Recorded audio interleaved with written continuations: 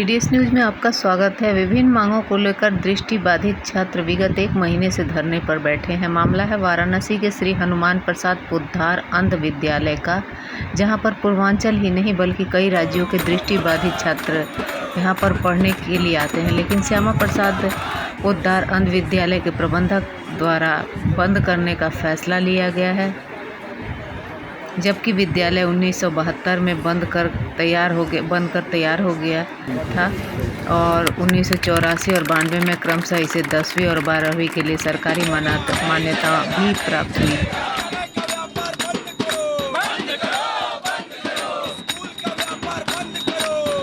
लगभग 250 छात्र पठन पाठन और आवासीय व्यवस्थाएं यहां पर उपलब्ध हैं, लेकिन प्रबंधक द्वारा विद्यालय बंद करने से यह छात्र सड़क पर आ गए हैं।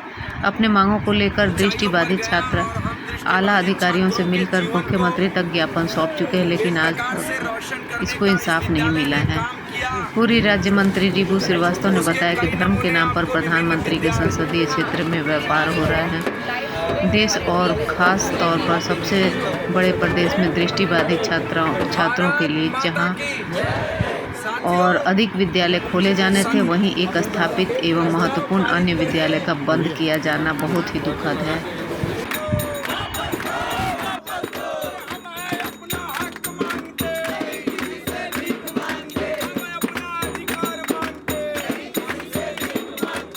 छात्रों की हक की लड़ाई के लिए समाजवादी पार्टी पूरी तरह से उनके साथ है और आर पार की लड़ाई के लिए लड़ेगी, जहां उसके लिए जो भी कदम उठाना पड़े।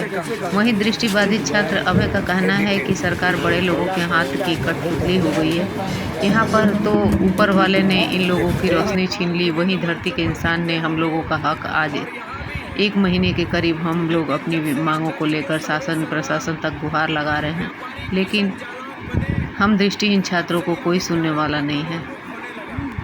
कभी कपड़े का गोदाम बनता, कभी वाहन स्टैंड बनता, कभी क्लास समय के कक्षा चलने के दौरान डीजे बजते, कभी कुछ तो कभी कुछ।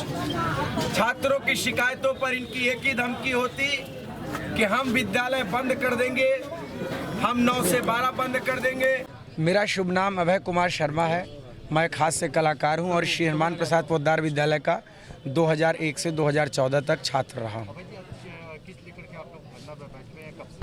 ये हमारा श्री हनुमान प्रसाद पोद्दार अंध विद्यालय है, जिसका आकार छोटा कर दिया गया है। 2020 में 9 से 12 तक की कक्षाएं बंद कर दी गई हैं और इसे पूरी तरीके से बंद करने की साजिश की जा रही है, जिसके खिलाफ हम लोग विगत 20 दिनों से यहाँ अनिश्चितकालीन धरने पर बैठे हुए हैं। आप लोग जो है अधिकारियों से मिलने भी गए थे, आप लोगों को आश्वासन नहीं मिला था, क्या आश्वासन मिला था और अभी तक क्या उस पर कार्रवाई हुई? सर, अधिकारियों ने किसी प्रकार का कोई आश्वासन नहीं दिया। उन्होंने ये कहा कि आप अपना धरना खाली करिए, हम एक बार विद्यालय प्रबंधन से 1-2 बार बात करेंगे और बाकी जो चीज़ें हैं उस पर धरना ख़त्म होने के बाद बात होगी। आप फ़िलहाल रोड खाली करिए।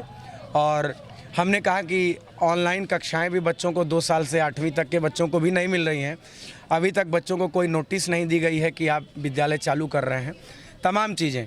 और हमने कहा कि उन्होंने वित्तीय अभाव का हवाला दिया है, शासन प्रशासन ने या इस तरह की कोई बात नहीं की। हम एलुमनाई स्टूडेंट अपने तरफ से जो रोज़गार कर रहे हैं, जो कलाकार हैं, हम इनके लिए चंदा करेंगे, इनको वो सहयोग देंगे, लेकिन किसी प्रकार की कोई बात नहीं बनी। प्रशासन ने हम पर नेतागिरी का आरोप लगाया।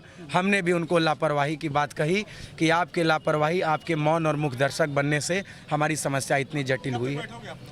सर देखिए, हम लोग अनिश्चितकालीन धरने पर हैं और शासन प्रशासन कोई सकारात्मक काम नहीं करता, तो हम यहाँ के लोकल पब्लिक की कुछ समस्याएं भी जायज़ हैं, इनका भी पेट भरना चाहिए। तो इनके साथ एक सामंजस्य और समन्वय स्थापित करके हम यहाँ पर अनिश्चितकालीन धरने पर बैठे रहेंगे। प्रधानमंत्री नरेंद्र मोदी बाहर से आए थे और आपसे मुलाकात भी किया था। ऐसे में अगर कहा जाए तो यहाँ पे जो दिव्यांग मंत्री हैं अनिल राजभर, तो क्या उन तक ये आवाज़ पहुँच पाई है? उन्होंने कोई आया है प्रशासन की तरफ से? जी सर, कोई भी नहीं। एक दिन रात में 10:30 बजे के आसपास कैंट के विधायक सौरभ श्रीवास्तव जी आए थे, जो कि तुरंत ही मीडिया ने सवाल पूछा, फिर वो चले गए। उन्होंने कहा कि हम मीटिंग मैनेज कराते हैं प्रबंधन के साथ, उसके बाद उनके तरफ से कोई पहल नहीं हुई। बाकी शासन प्रशासन का कोई भी व्यक्ति हमारे धरना स्थल नहीं आया और किसी भी तरह की हमसे यहाँ पर आकर के कोई वार्ता या किसी तरह का कोई आश्वासन, और वार्ता के दौरान भी कोई नई बात उन्होंने नहीं कही। क्या मांगे हैं? हमारी मांगे हैं सर कि इस विद्यालय के कुप्रबंधन के खिलाफ लगातार विगत 10-15 वर्षों से शिकायतें की जाती रही हैं। लोगों के दान और सरकार के ग्रांट का इन्होंने दुरुपयोग भी किया है। जनता के भावनाओं के साथ भी और दृष्टिबाधित समाज के भावनाओं के साथ भी इन्होंने अन्याय किया है और इस विद्यालय को ये व्यापारिक साजिश के तहत हित साधने के लिए बंद करना चाहते हैं। सरकार इस विद्यालय को त्वरित रूप से अधिग्रहित करे, इसका संचालन प्रबंधन स्वयं करे। इसी शैक्षणिक सत्र से ये विद्यालय 12वीं तक संचालित हो और छात्रों का 9वीं 11वीं कक्षा में प्रवेश लिया जाए और इस ट्रस्ट के आय व्यय की और इस ट्रस्ट के सभी पूंजीपतियों की आय व्यय की पूरी निष्पक्ष तरीके से जांच हो। कितने छात्र हैं? हम लोग सर इस धरने पर लगभग 60 छात्र हैं, जिनमें से 15 से 20 वर्तमान छात्रों की संख्या है और हमारे पूरा छात्र भी हैं। ये हम लोग मिलकर के ये लड़ाई लड़ रहे हैं और ये दृष्टिबाधित समाज की लड़ाई है।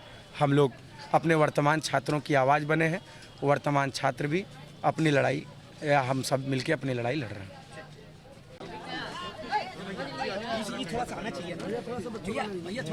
यहाँ ये धरना अंध विद्यालय हनुमान प्रसाद पोद्दार अंध विद्यालय के दृष्टिबाधित बच्चों का धरना यहाँ लगभग 1 महीने से चल रहा है। ये बच्चे लगातार यहाँ अनिश्चितकालीन धरने पर बैठे हैं और इन बच्चों की यहाँ से 10 कदम की दूरी पर हमारे प्रधानमंत्री जी का पीएमओ ऑफिस है, संसदीय ऑफिस है और यहाँ के शासन प्रशासन के लोगों के कान में जूं तक नहीं रेंग रही है। ये दृष्टिबाधित बच्चे हैं, ये सड़क पर बैठे हैं, ये कहाँ नहाएंगे, कैसे खाएंगे, क्या करेंगे, इनकी कोई सुध नहीं है।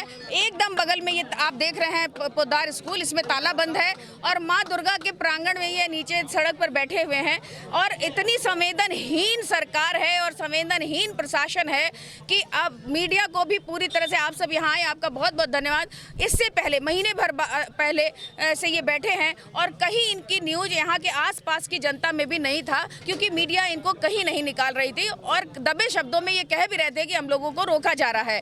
तो अब इन बच्चों की मांगों को उठाने के लिए हमारे यहाँ हमारे समाजवादी पार्टी के यूथ ब्रिगेड के प्रदेश अध्यक्ष जी, प्रदेश उपाध्यक्ष जी देव बोस जी और यहाँ सारे अखिलेश जी जो अध्यक्ष हैं और यूथ ब्रिगेड के महानगर अध्यक्ष अब्दुल कलाम जी, सब लोग यहाँ पर आए हैं और मैं पूर्व राज्य मंत्री रिबू श्रीवास्तव, इन लोगों के बीच में एक शक्ति वाहिनी संस्था जो हमारे द्वारा बनाई गई है, ये लगातार इनको एक समय भोजन कराती है और लोग इनकी मदद करते हैं। नहीं तो ये बच्चे दिन भर कैसे बैठेंगे, क्या करेंगे, कैसे खाएंगे, लेकिन सरकार की तरफ से इन्हें कोई सुविधा नहीं मिल पा रही है। तो हम आपके माध्यम से ये कहना चाहते हैं कि इन बच्चों को, जो सन 72 से ये स्कूल है, इन बच्चों को आपदा में अवसर की तलाश न करें।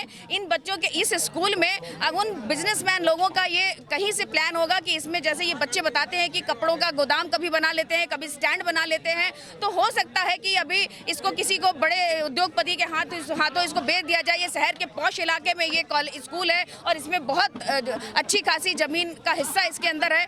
तो हो सकता है इनको, इन बच्चों की उपयोगिता उनको ना नजर आती हो, पढ़ाई की उपयोगिता ना नजर आती हो। इस सरकार को, ये सरकार तो केवल पूंजीपतियों की है और जैसा कहा जाता है हम दो हमारे दो वाली सरकार चल रही है। हो सकता है इन बच्चों की पढ़ाई की उपयोगिता इनको न नजर आती हो। इन बच्चों में एक से एक ऐसे बच्चे हैं जो देश का नाम रोशन कर सकते हैं। अभय जो इनकी टीम इनकी लीड कर रहा है, इन बच्चों को बैठाया है, वो बच्चा मिमिक्री करता है। प्रधानमंत्री जी जब बनारस आए तो इस बच्चे को बुला करके इसकी मिमिक्री सुने, इसके सर पे हाथ रख के आशीर्वाद दिए और आज ये बच्चा किस आशीर्वाद से अनुग्रहित हो रहा है यहाँ बैठ करके, क्या झेल रहा है। और सारे बच्चे, कोई पोएट है, कोई कहानीकार है, कोई नाटक करता है। इन बच्चों का एक उज्जवल भविष्य है। हम इन बच्चों को दिव्यांग कह के केवल इनका सब कुछ इनको नहीं वापस कर रहे हैं। आज ये सड़क पे बैठे हैं, हम दिव्यांग कह के इनको कौन सा सम्मान दे रहे हैं। इस देश में जितनी संवेदनहीनता आज बनारस में प्रधानमंत्री जी के क्षेत्र में हो रही है, शायद इतनी संवेदनहीनता जैसे किसान वहां धरने पे है। हर वर्ग, इस देश का हर वर्ग,